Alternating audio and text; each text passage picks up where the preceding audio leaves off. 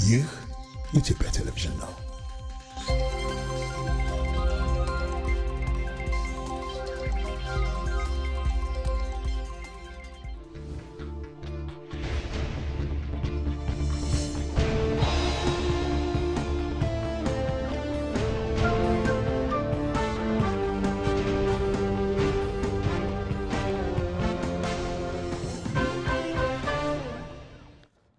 ተናስተልን ሰላም በድጋሜ በኢትዮጵያና በመላው ዓለም ያላችሁ ተከታታዮች እንደምን ቆያችሁ? አንድ ሰዓት ነው። ኢቲቪ ዜና 57 ሁለተኛው ምዕራፍ ተመልሷል።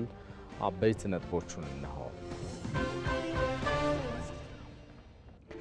በልምድ ለተገኘ ክህሎት ዕውቅና መስጠት ሰፊ ሀገራዊ ፋይዳ እንደሚያስገኝ ተገለጸ።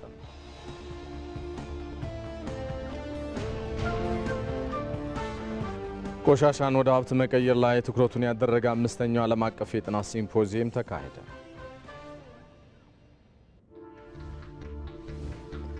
ተባብሶ በቀጠለው የህንድና ፓኪስታን ግጭት የዜጎች ሞት እየጨመረ ስለመምጣቱ ከውጭ መርጠናል።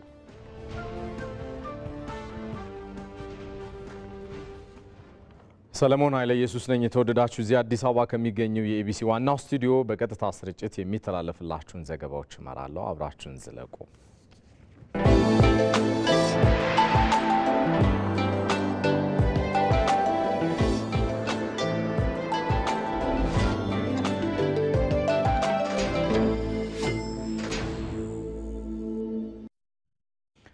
ወደ ቀዳሚው ዜና አሻገራለሁ። የሩሲያ ፕሬዝዳንት ቭላዲሚር ፑቲን ለኢትዮጵያ ፌዴራላዊ ዲሞክራሲያዊ ሪፐብሊክ ፕሬዝዳንት ታዬ አጽቀሥላሴና ለበርካታ የዓለም መሪዎች በክሬምሊን ቤተ መንግስት አቀባበልና የራት ግብዣ አደረጉ።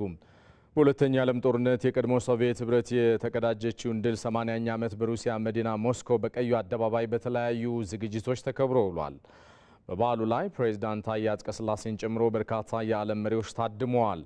በሞስኮ ቀዩ አደባባይ በሺዎች የሚቆጠሩ ታዳሚያንና ወታደራዊ ሰልፈኞች የተገኙ ሲሆን ለበዓሉ ድምቀት ሲባል የተለያዩ ወታደራዊ ትርኢቶችም የቀረቡበት ነው። በሞስኮ ለፕሬዝዳንት ታዬ አጽቀሥላሴና ለሌሎች መሪዎች የተደረገውን አቀባበል ስነ ስርዓትና የራት ግብዣውን በተንቀሳቃሽ ምስል አስቀርተናል። ተከታተሉትና እንመለሳለን።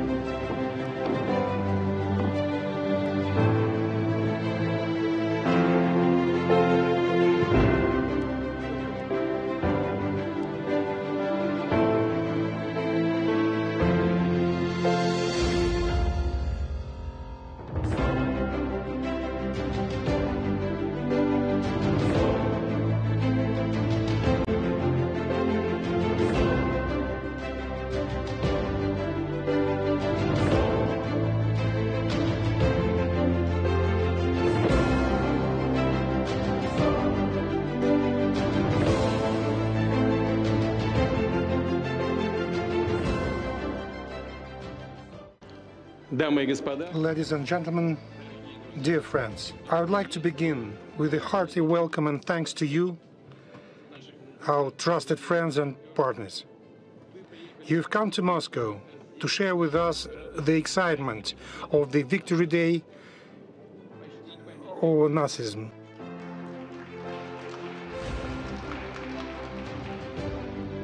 በወንጂ ስኳር ፋብሪካ የታየው ጠንካራ የሪፎርም ስራ ውጤት በሌሎችም ፋብሪካዎች እንደሚደገም ጠቅላይ ሚኒስትር አብይ አህመድ ገለጹ። ጠቅላይ ሚኒስትሩ ፋብሪካውን አስመልክተው በማህበራዊ ትስስር ገጻቸው ባሰፈሩት መልእክታቸው ሪፎርም እንዴት እንደሚሰራ ቋሚ አውደ ርዕይ የሚሆን ውጤት በወንጂ ሺዋ ስኳር ፋብሪካ ስለመመልከታቸው ጠቁመዋል።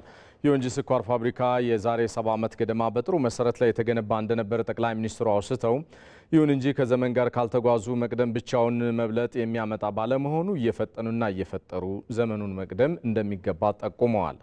ጠቅላይ ሚኒስትር አብይ አህመድ ወንጂ ስኳር ፋብሪካ የዛሬ 3 ዓመት ለሰራተኞች ደሞዝ መክፈል ተስኖት እዳም እንደ መርግ ተጭኖበት እንደነበረ አውስተው በተሰራ የሪፎርም ስራ ታዲያ ዛሬ ከ1500 ኩንታል የቀን ምርት ወደ 7000 ኩንታል በቀን ማምረት ወደሚቻልበት እንደተሸጋገረ በማህበራዊ ትስስር ገጻቸው ባሰፈሩት መልእክታቸው ጠቅሰዋል። ከዚህም ባሻገር ለ14 ዓመታት ከስራ ውጭ የነበረው የብዙዎች ትዝታ ደስታ ከረሜላ እንደገና መመረት ስለመጀመሩም አክለዋል። ጠቅላይ ሚኒስትር አብይ አህመድ በሌማት ትሩፋት በቀን 3000 ሊትር ወተትና 20000 እንቁላል ማምረት የሚያስችል ስራ ስለመሰራቱ ገልጸው መስኩ ለአይን ማራኪ እንዲሆን ስለመደረጉም ጠቁመዋል። ወንጂ ዘንድሮ የፈተናውን ዘመን አልፎ በ9 ወር ውስጥ 8.7 ቢሊዮን ብር ገቢ ማስገባት ስለመቻሉም ጠቅላይ ሚኒስትር አብይ አህመድ አውስተዋል። ጠቅላይ ሚኒስትር አብይ አህመድ ይህ ጠንካራ የሪፎርም ውጤት ታዲያ በሌሎችም ፋብሪካዎች እንደሚደገም ይጠበቃል፣ ከሰራን ነገን እንቀድመዋለን ብለዋል። በማህበራዊ ትስስር ገጻቸው ባሰፈሩት መልእክታቸው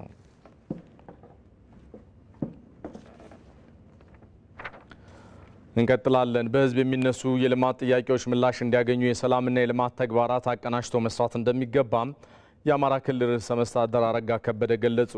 በአዊ ብሔረሰብ አስተዳደር ከሁሉም ወረዳዎችና ከተማ አስተዳደሮች በህዝብ የተወከሉ የማህበረሰብ ክፍሎች በወቅታዊ ሁኔታ ዙሪያ ከርዕሰ መስተዳድሩ ጋር መክረዋል። በስፍራው የምትገኘው ዘጋቢያችን ራሄል ፍሬው ተከታዩን አድርሳናለች።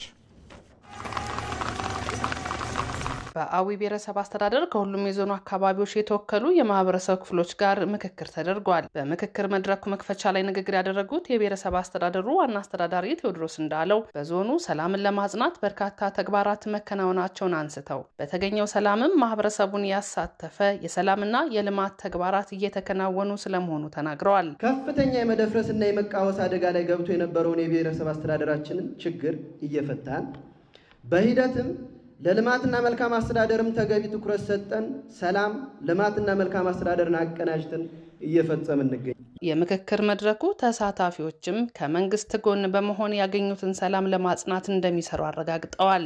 እዚህ የታደምነ ሰዎች በሙሉ ከራሳችን ጀምረን ራሳችንን ሰላም ማድረግ ይጠበቅብናል። ራሳችንን ሰላም ካደረግነ በኋላ ቤተሰቦቻችንን ሰላም ማድረግ ይጠበቅብናል። ቤተሰቦቻችንን ሰላም ካደረግነ በኋላ እኛው ባራያነት ለነዛ ምሳሌ ሆነን አካባቢያችንን ሰላም ማድረግ እንችላለን። ይህን አንጻራዊ ሰላም ልጆቻችን ወደ ትምህርት ቤት ጀምረዋል። ይህን መልካም ሰላም መልካም አስተዳደር እንዲመጣ ልማት እንዲሰፍን ያሰብነው ነገር ሁሉ ዳር እንዲደርስ የኔ ሀገር ሽማግሌም የሃይማኖት አባትም እኛም የሚሰጠንን ተልእኮ ወስደን ከጎናቸው ሆነን ሰላሙን የምናስቀጥል መሆኑን በዚሁ አጋጣሚ መናገር ፈልጋለሁ። እኔ መምህር ነኝ፣ ነገር ግን ተማሪዎቻችን ከጃችን የሉም። ስለዚህ ለልጆቻችን ህይወት ልንጨነቅ ልንቆረቆር ይገባል። መንግስት ህግ የማስከበሩ ስራ አጠናክሮ መቀጠል አለበት። እኛ ከመንግስት ጎን መቆም አለብን። ከዛሬ ቀን ጀምረን የአካባቢያችን ያለው የሰላም ጦት ይቆም ብለን ይብቃን ማለት መቻል አለብን። ሊበቃን ይገባል። የመንገድ፣ የውሃ፣ የመብራትና ሌሎችም የልማት ጥያቄዎች በተሳታፊዎች ተነስተዋል። የዚገን መንገድ ያየው ጉሳም መንገድ ቢሆን ይሄም በተገቢ ሁኔታ እየሄደም አይደለም። መንገድ ማለት የኛው የሁላችንም መገናኛ መንገድ ነው። ስናየው ኮንትራት የወሰዱ አካላት እስከ ፌደራልም ሄደን አቤቱታውን አቅርበናል። ነቴዲም አሉ የጋራ ሆነን ግን ስራው ተጀምሯል። ጥሩ ነው፣ ጥገናው ተጀምሯል። ግን መቼ ነው የሚያልከው የሚለውን ነገር ግን ክትትልም ቁጥጥርም አልተደረገልን ብለኛል። የአየር ማረፊያ እንጅባራ ላይ እንደሚሰራ መረጃ ሰምተናል። እሱ ተግባራዊ ቢደረግልን መብራት ሳብስቴሽን መሰረታዊ የሆነ ችግር ስላለብን ተተክሎ ቢፈታልን የሚል ጥያቄ አነሳለሁ። ኮሪደር ልማት በዞኖች በከተሞች አካባቢ ወርዶ ህዝቡ የልማት ተጠቃሚ እንዲሆን በእርሱ አመራር ትኩረት ተሰጥቶ እንዲመራ ክትትል እንዲደረግ ማሳሰብ ፈልጋለሁ። በመድረኩ የተገኙት ርዕሰ መስተዳድር አረጋ ከበደ የአዊ ህዝብ የጸና የሰላም እሴት ባለቤትነቱን ገልጸው ይህም ተጠናክሮ እንዲቀጥል አሳስበዋል። ለሰላም ከዛሬ ጀምራችሁ ቆርጣችሁ መነሳት አለባችሁ። ሰላም ተነሱ፣ ቆርጣችሁ መንግስትን ደግፉ። ሌት ተቀን የናንተን ጸጥታ ለማስከበር የሚፈልጉ የሚሹ ከዞን እስከ ወረዳችሁ እናንተም ምስክርነት የተሰጣችኋቸው አንዳንዶችም ለህዝብ ሰላም ሲሉ መስዋዕትነት የከፈሉ ልጆቻቸውን ትተው ሄዱ አመራሮች አሉ አይደል? ይሄንን ተባብራችሁ ካልሰራችሁ ታዲያ ይሄንን ተባብራችሁ በደንብ ስራ መስራት ካልተቻለ መና ከየት ይገኛል? ዋናው ከመንግስት የሚጠበቀውን የልማት እንቅስቃሴ መንግስት ሚናውን ማለት ነው ሚናውን ይወጣል። ግን እናንተ ጠንክረን ከያንዳንዱ ቤተሰብ ከያንዳንዱ አርሶ አደር ከያንዳንዱ የንግድ ሰው ከያንዳንዱ መንግስት ሰራተኛ የሚጠበቀው የልማት እንቅስቃሴ ማከናወን ያስፈልጋል። እንደ አሚኮ ዘገባ በመድረኩ በህዝብ የተነሱ የልማትና የመልካም አስተዳደር ጥያቄዎች በየደረጃው ምላሽ እንደሚያገኙ ርዕሰ መስተዳድር አረጋ ከበደ አስታውቀዋል።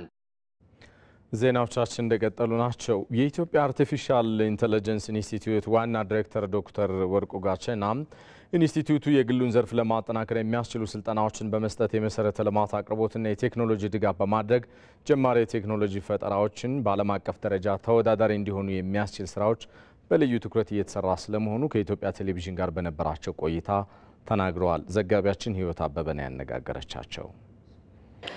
የኢትዮጵያ አርቲፊሻል ኢንተለጀንስ ኢንስቲትዩት ዋና ዳይሬክተር ዶክተር ወርቁ ጋሸና ለቃለ መጠይቁ ፍቃደኛ ስለሆኑ ከልብ አመሰግናለሁ። የመንግስትና የግሉ ተቋማት በአርቲፊሻል ኢንተለጀንስ ዙሪያ በጋራ ለመስራት ያደረጉት ትብብር ዋነኛ ዓላማው ምንድነው? አመሰግናለሁ። እንግዲህ የግሉ ዘርፍ ላይ ጥናት ተካሂዶ ነበር። በተለይ ጥናቱ ምንድነው በግላቸው በተቋም ያላቸው በተለይ እነዚህ ቴክኖሎጂ ላይ የሚሰሩ አርቲፊሻል ኢንተለጀንስ ላይ የሚሰሩ ወደ 200 የሚሆኑ የግሉ ዘርፍ ላይ የሚሳተፉ ተመዝግቦ ነበር። በተለይ ከዳታ ጋር ታይዞ ከአርቲፊሻል ኢንተለጀንስ ጋር ታይዞ ከፖሊሲ አንፃር ከሰው አንፃር ምን ያስፈልጋቸዋል የሚለው ነገር ጥያቄ አቅርበን ነበር። በዚህ በጥያቄው መሰረት መለሱልን። ከዛ ወደ 172 የሚሆኑ የግል ተቋማት ተሳትፏል። ዋና ትልቁ ነገር ምንድነው የዛሬ እንግዲህ የግሉ ዘርፍና የመንግስት ዘርፉ እንዴት አብሮ ይሰራል፣ በተለይ በአርቲፊሻል ኢንተለጀንስ ላይ የሚሰሩ የግሉ ዘርፍ ከኛ ጋር ተቀናጅቶ እንዴት ለእያንዳንዱ ሴክተር ግባት ወይም ደግሞ የሰሩትን ስራ ለህብረተሰባችን ችግር ይፈታሉ የሚለውን ነገር ለመነጋገር ነው።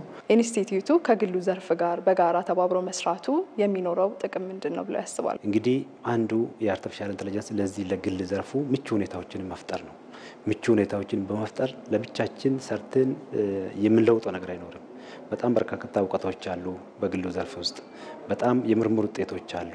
እነዚህን አቀናጅተን አንዱ ለአንዱ ግባት ሆኖ ወደ ውጤት የሚሄዱበትን ነገር ነውና አብረን መስራታችን ለሀገርም ለወገንም ለግልም እንደ መንግስት በጣም ትልቅ ጠቀሜታዎች አሉት። በሀገራችን የሚገኙ በርካታ የግል ተቋማት አርቲፊሻል ኢንተለጀንስን ወይም ደግሞ ሰው ሰራሽ አስተውሎትን ለመጠቀም ከዚህ ጋር በተገናኘ እንግዲህ የሚያነሱት ስጋት አለና ኢንስቲትዩቱ በምን መልኩ እነዚህን ችግሮች ለመቅረፍ አስቧል? በተለይ ደግሞ ከፖሊሲ ጋር የተገናኙትን። የግሉ ዘርፍ የፖሊሲ ኢሹ አላቸው፣ የአቅም ግንባታ ኢሹ አላቸው። በተለይ ደግሞ ዳታን የሚያስቀምጡበትና ዳታን የሚጠቀሙበት ፖሊሲ ያስፈልጋቸዋል። በፖሊሲ የማገዝ ጉዳይ አንዱ እንደ ችግር ያነሱት ነው የነበረው። በተለይ ደግሞ አርቲፊሻል ኢንተለጀንስን በዲሲፕሊን በኢቲክስ የመጠቀም ጉዳይ እንዴት ይሆናል የሚለው ነገር ሲያነሱ ነው የነበረው። በተለይ እንግዲህ በእነሱ አካባቢ ያሉ በግሉ ዘርፍ ያለውን እንደ አስቸጋሪ ብሎ ያነሷቸው ነጥቦች በደንብ ለይተናል። እንግዲህ በአንድ ጊዜ የምንፈታ ነገር ሳይሆን በተከታታይ ስልጠናዎች፣ በተከታታይ ውይይቶች በመንግስት ጋርም በማቅረብ በግሉ ዘርፍም በራሱ የሚፈታቸው ነገሮችን በደንብ በማጤን የምንሰራቸው ነገሮች ናቸው። በሰው ሰራሽ አስተውሎት ዘርፍ የተማረ ኃይል እምብዛም የለም ይባላልና ከምን ያህል ዩኒቨርሲቲዎች ጋር እየሰራችሁ ነው ያላችሁት በዚህ ዘርፍ የተማረ የሰው ኃይል እንዲኖር ለማድረግ? በተለይ እንግዲህ ከትምህርት አንፃር ከአቅም ግንባታ አንፃር ከዩኒቨርሲቲዎች ጋር እየሰራን ነው። የሰመር ካምፕ አጫጭር ኮርሶች አሉ። ሰመር ካምፕ በተለይ ታሌንት የሆኑ ተማሪዎች እየተቀበል በክረምቱ ወቅት ተማሪዎችን ተቀብለን እናስተምራለን። አስተምረን ብዙ ውጤቶችንም እያስገኘን ነው ያለነው። ከዛም በተጨማሪ ደግሞ በዩኒቨርሲቲዎች ጋር በደንብ እየሰራን ነው። ከዩኒቨርሲቲ ጋር አሁን ወደ 3 ዩኒቨርሲቲዎች በፒኤችዲ ፕሮግራም ጀምሯል በአርቲፊሻል ኢንተለጀንስ ብቻ። ይሄ እንግዲህ የሰው ኃይል አቅም ሲገነባ ነው ይሄንን ሴክተር ማገዝ መለወጥ የሚቻለውና በሰው ኃይል ግንባታ ላይም በደንብ እየተሰራ ነው ያለው። ዶክተር ወርቁ ጋሸና የኢትዮጵያ አርቲፊሻል ኢንተለጀንስ ኢንስቲትዩት ዋና ዳይሬክተር ለቃለ መጠይቁ ከልብ አመሰግናለሁ። አመሰግናለሁ። 5ኛው ዓለም አቀፍ የጥናት ሲምፖዚየም በአዳማ ሳይንስና ቴክኖሎጂ ዩኒቨርሲቲ ተካሄደ። በዚህ ሲምፖዚየም ዘላቂነት ያለው ኢኮኖሚ ለመገንባት ቆሻሻን ወደ ሀብት መቀየር ላይ ትኩረት ያደረጉ ጥናቶች ቀርበዋል። ከተለያዩ የሀገር ውስጥ ዩኒቨርሲቲና ተቋማት እንደዚሁም ከዓለም አቀፍ ዩኒቨርሲቲዎች የመጡ ተመራማሪዎችም ታድመውበታል። በሲምፖዚየሙ ቆሻሻን ወደ ሀብት በመቀየር ዘላቂ ኢኮኖሚን ለመገንባት መሰራት ያለባቸው ተግባራት ላይም በስፋት ገለጻ ተደርጓል። ዘገባው የባልደረባችን አባዲ ወይናይ ነው።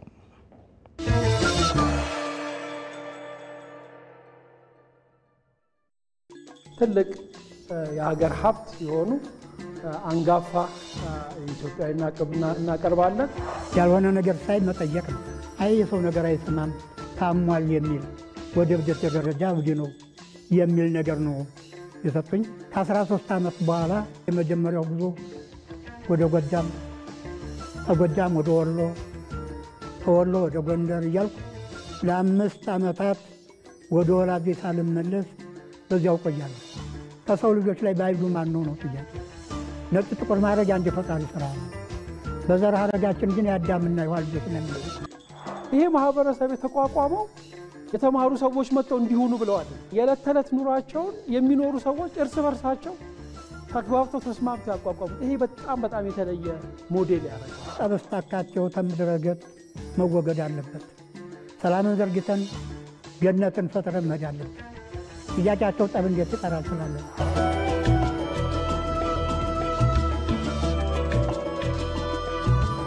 መተዛዘን፣ እስበስ መተዛዘን ትልቁ ገንዘባችን ላውራምባ። ይሄን ነው እንግዲህ ላውራምባ ያዋረኩት።